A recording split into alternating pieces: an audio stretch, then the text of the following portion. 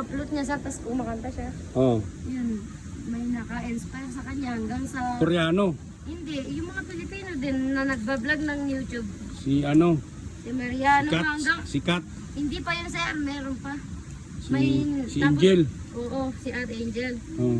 Tapos hanggang naging ano niya sir, naging collab team niya dun sa kanta niya. Nagko-cover siya ng kanta. Oh. Kasi nagustuhan niya yung pagtutunog ng flute niya. Hanggang dun sa ano. Pero pinsan mo yan si Mariano?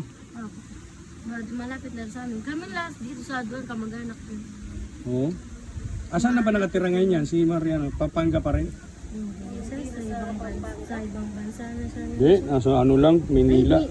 Lumipat na sir, nung kinasal siya dun una. Tas, Yung asawa niya si Cindy, no? Ang ganda ng asawa niya, no? Kaya ang dami nila paninda, hindi pa naubos.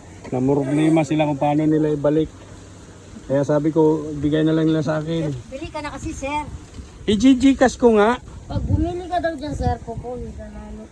Eh, wala nga akong cash, i-Gcash nga. Yung panindanan sir, nakakapogi.